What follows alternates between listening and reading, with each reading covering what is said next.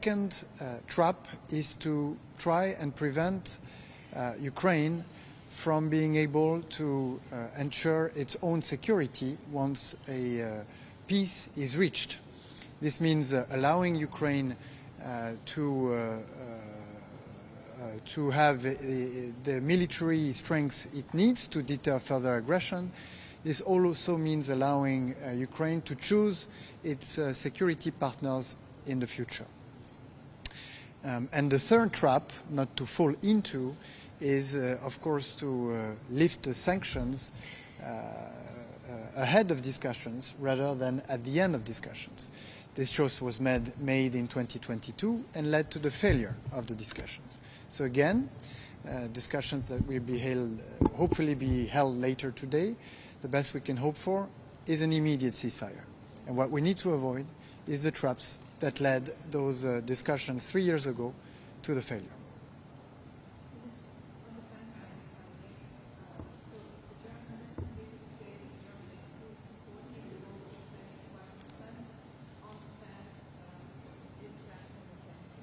President Macron has already expressed that 3 to 3.5% target is the right one because it allows us to finance the capabilities, to bridge the capacity gaps to ensure the security of members of the alliance and in particular of European countries. We know we need to know more because the level of the threat has increased. We've seen this throughout those 3 years since Russia launched its war of aggression against Ukraine. And we see the threat rising beyond Ukraine. And I want to highlight the importance of what happened in Estonia, where for the first time, Russia responded to economic sanctions by members of the alliance with military action. This is a testament to the level of the threat that we're facing on the eastern flank of NATO. And at the same time, our American allies have expressed their willingness to shift part of the responsibility of European security to Europeans, something that we welcome because we want to develop our vision, our capacities in NATO, and this means building a European pillar. And this requires to raise our defense spending.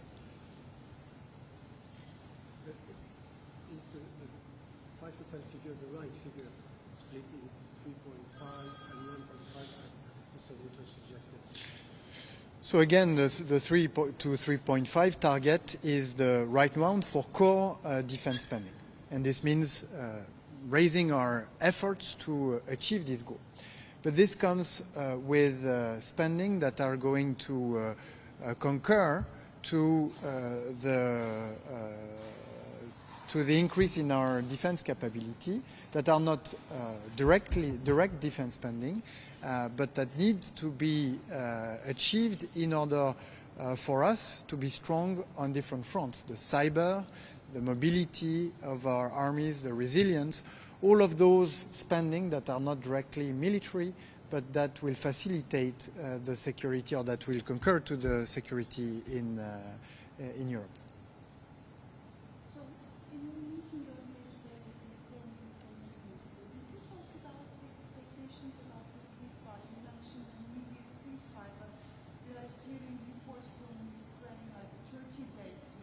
Yes.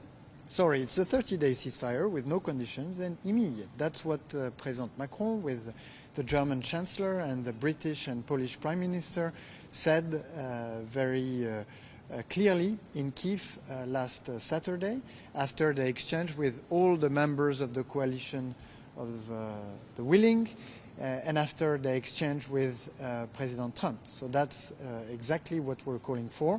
In fact, that is the US proposal that the Ukrainian accepted on March 9, which is more than 2 months ago. It's now up to Russia to seize this offer.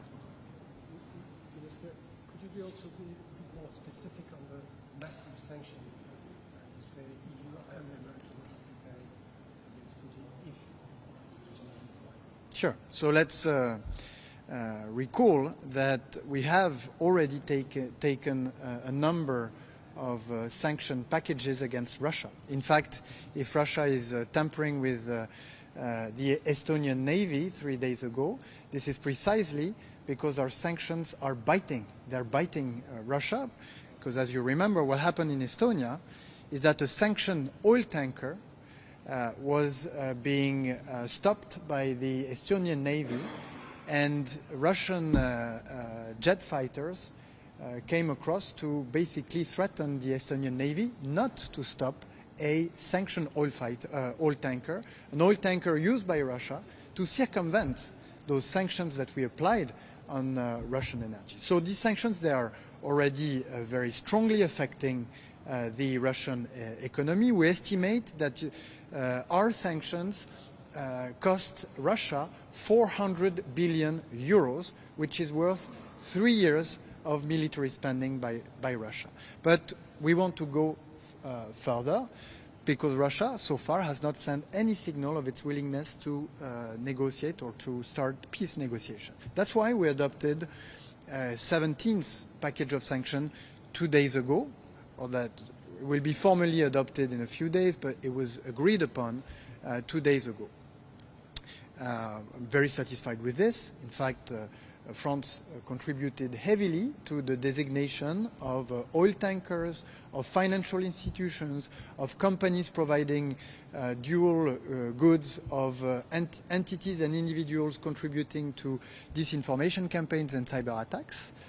But of course we need to go further. This is the reason why I will be meeting with Senator Lindsey Graham in a few minutes to discuss his sanction package that has been mentioned by Marco Rubio earlier, and that we want to build upon to add European deterrence sanctions to this US package with one single objective, which is to get Vladimir Putin to cease fire and to enter peace negotiation. What will these deterrent sanction package recover? Well, they will include sanctions on oil and sanctions on financial institutions, because this is what is today fueling Russian war of aggression against Ukraine. One more question.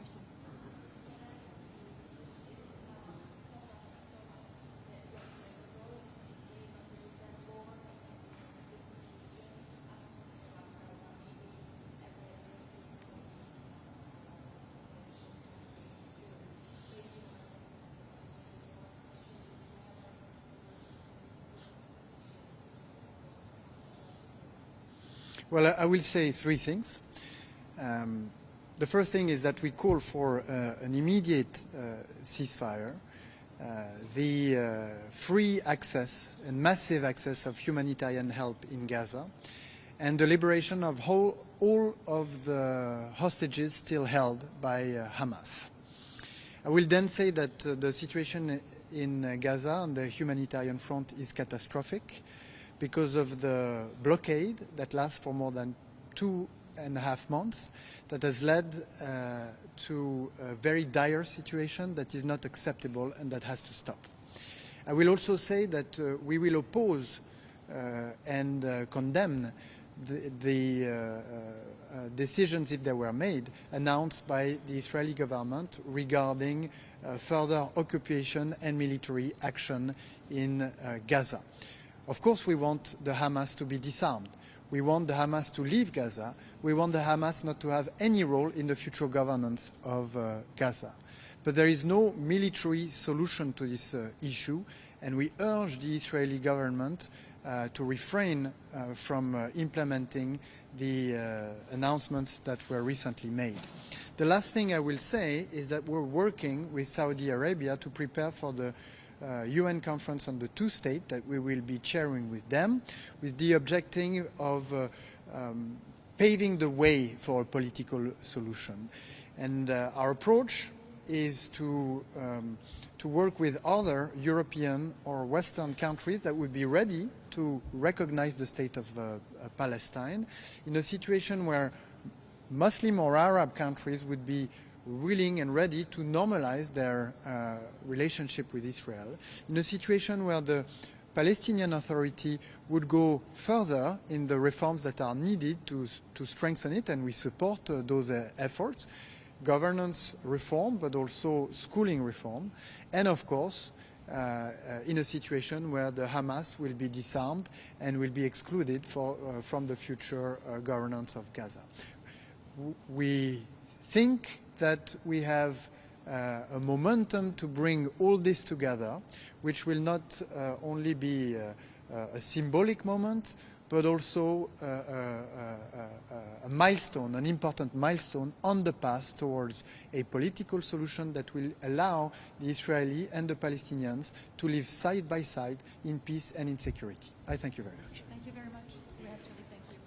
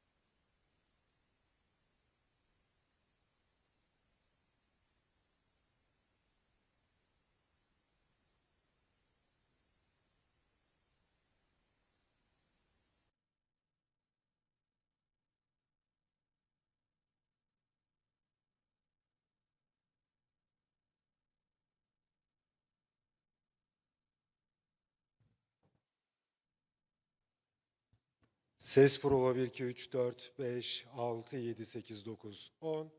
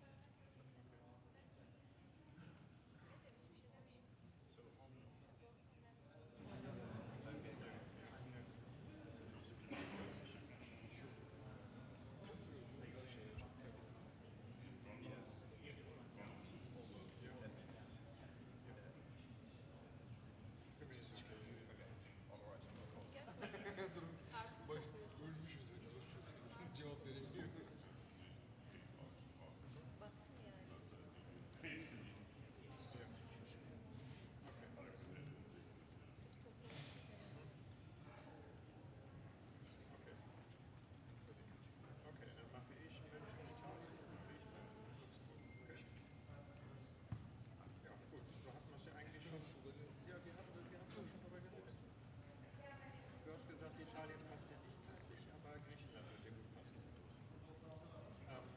Genau, und Luxemburg ist ja schon eingetragen.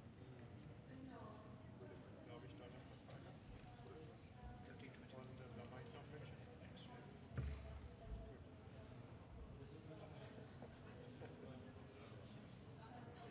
Ja, verstehe. Ich dachte, es gibt was Neues. Aber dann ist das das. Kommunizierst du das mit selber oder Dana? Kleine 10 Minuten. Ja, fein. Gut, merci, dir auch. Schöne Zeit. Tschüss.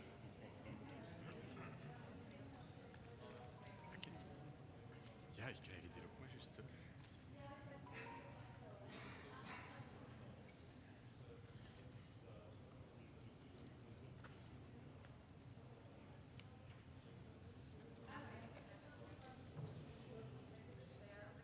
Bene.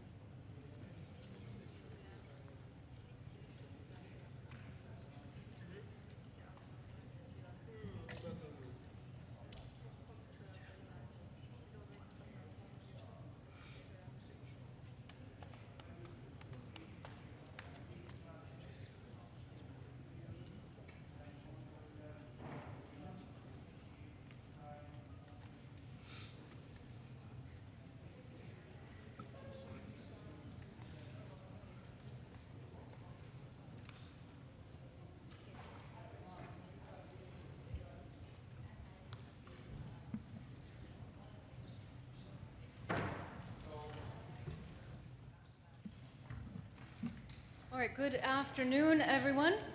We have just concluded the informal meeting of NATO foreign ministers here in Antalya. We're going to start off with a brief statement by the Secretary General, and following that, we will take your questions. Good to see you all again, and good afternoon. We have just concluded our informal meeting of NATO foreign ministers. And again, I want to thank Minister Fidan and the Turkish authorities for their excellent hospitality here in Antalya.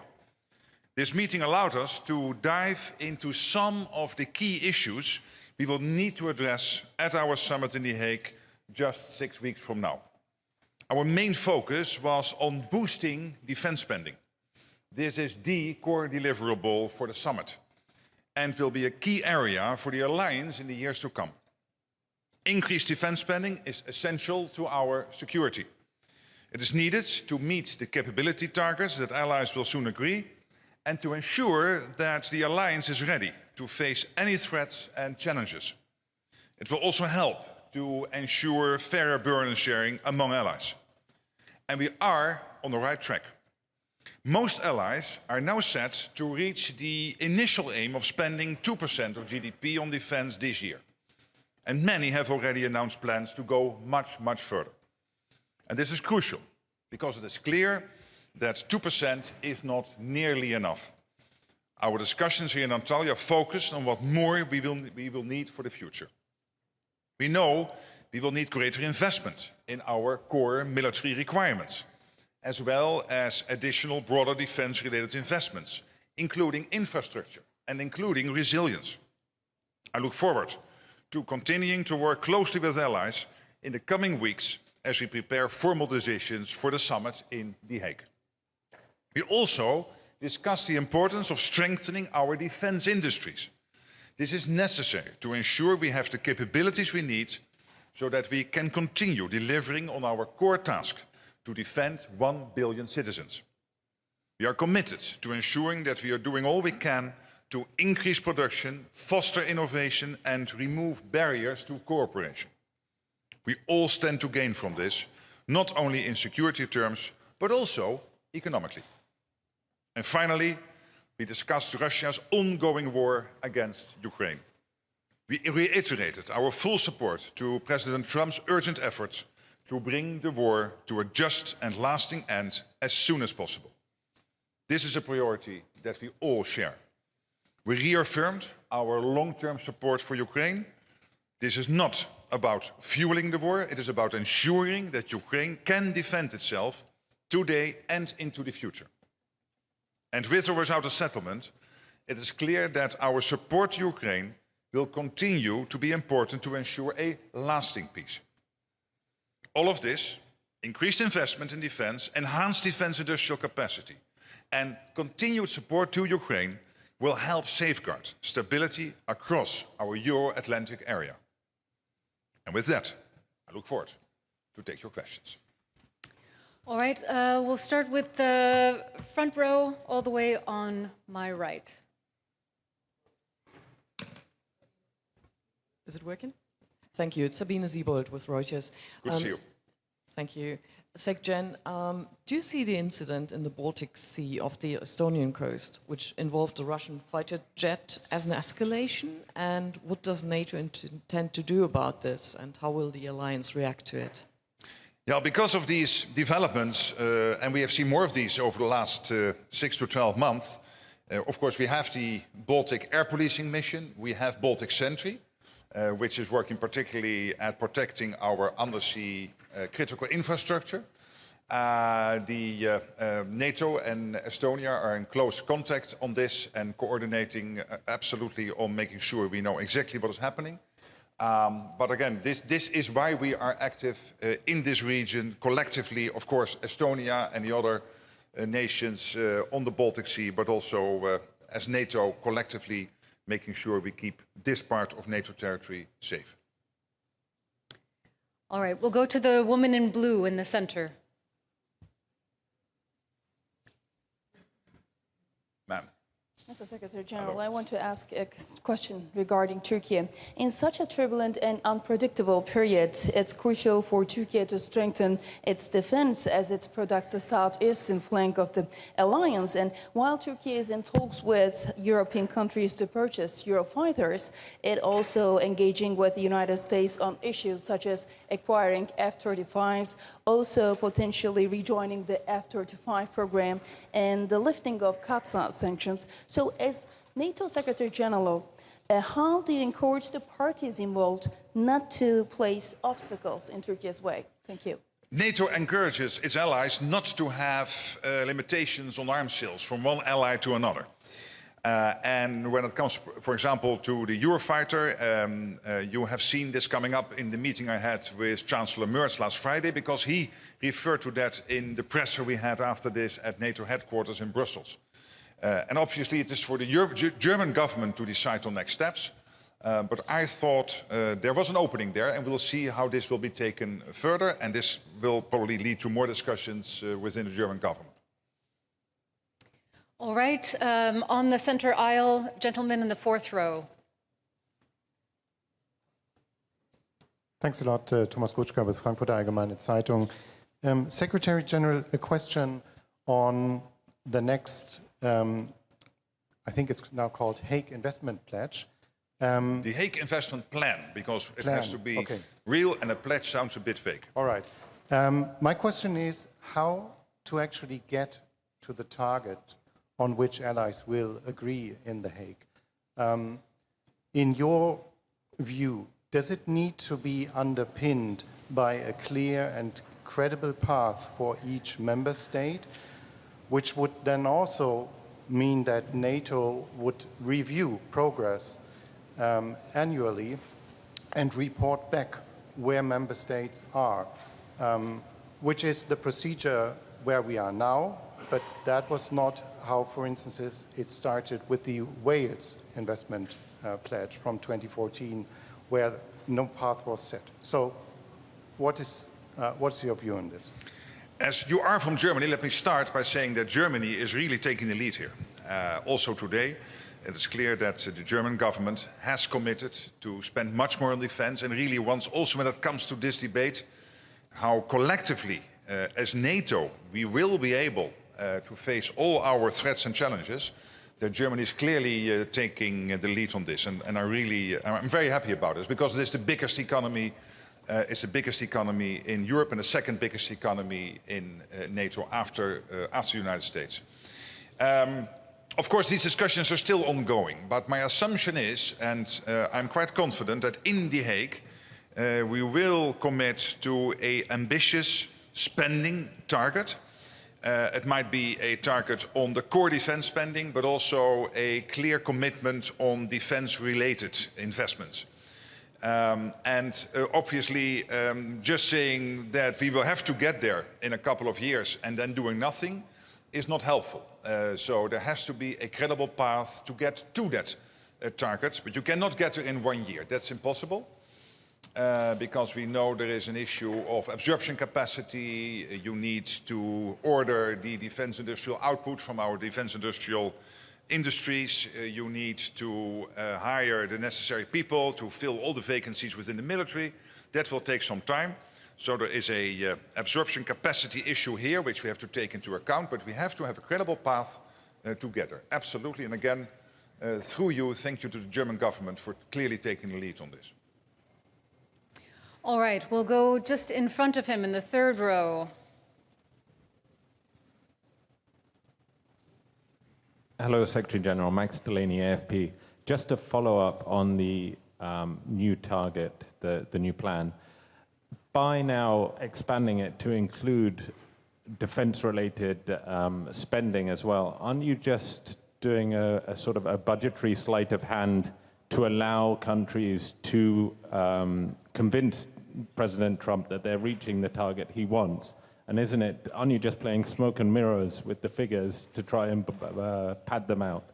What we are doing is, first of all, to make sure that we have the money necessary to fill all the capability gaps we have at the moment.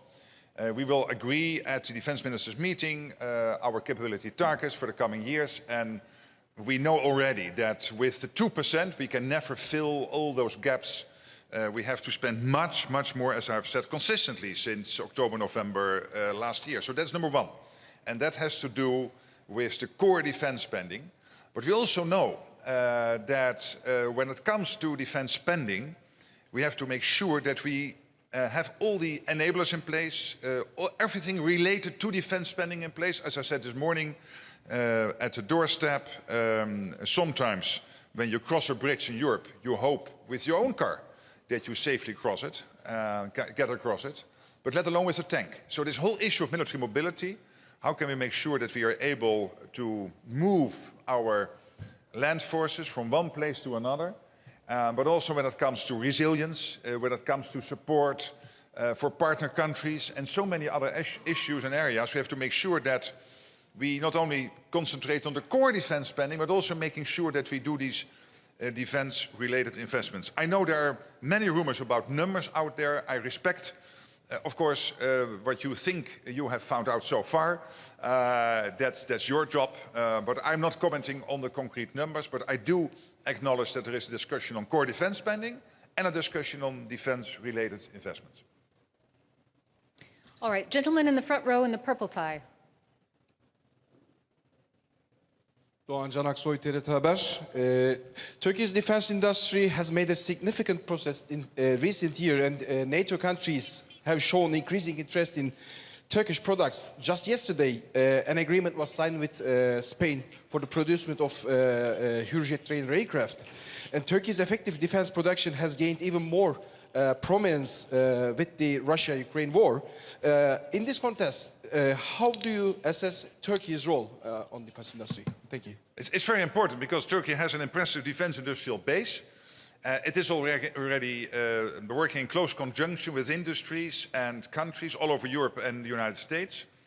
As I said before, there is this problem we are facing. When it comes to deterrence and defense, there is an issue around spending, yes, but there's also an issue around, are you able to credibly produce the defense industrial output you need to keep ourselves and all of us, all 1 billion people living in NATO territory, safe. Russia, in some calculations, is producing in 3 months in terms of ammunition what the whole of NATO is producing in a year, and Russia is only 5% the size of the overall NATO economy. So that's not sustainable. And that's why I'm very much pleading with allies not to have barriers between countries and between European nations within the EU or outside the EU and Canada and the US. We all have to work together on this. And the good thing for industry is that industry now will know the capabilities we need and the gaps we still have. That will inform them, and including the Turkish defense industrial companies, to produce what is needed. And they know that the money is there because almost all allies, hopefully all allies, will be at 2% before the summit. Beginning this year, we still had 8 not on 2%, but now we are getting in all the messages last Monday from Luxembourg, last Friday from Slovenia, earlier from Spain, from Belgium, from Italy, from others, that they are committing to the 2%. And they also know that in The Hague we will decide about a much more ambitious target going forward. So the money is there, they know what to invest in, and that will help the defense industrial base to do what is necessary. And we need that because deterrence and defense is not only about money, but also about having a credible defense industrial base able to defend ourselves going forward. All right, in the very center, gentleman in the light gray jacket.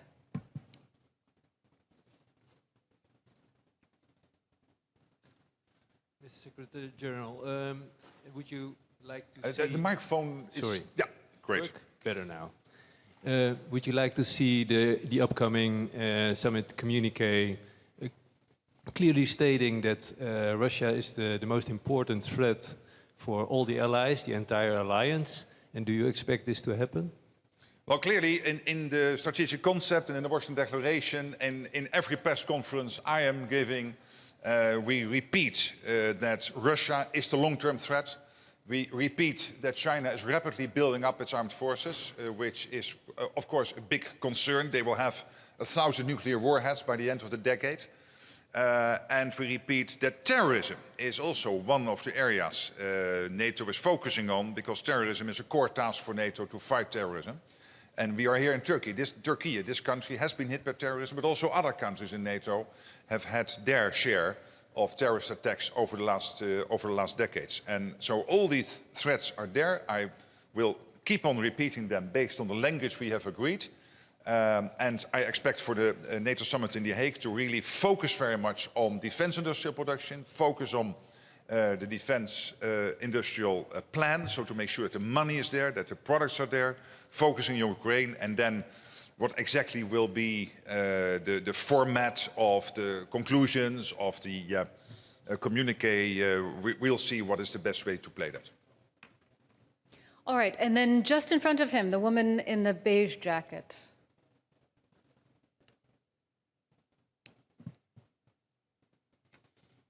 Thank you, Secretary General.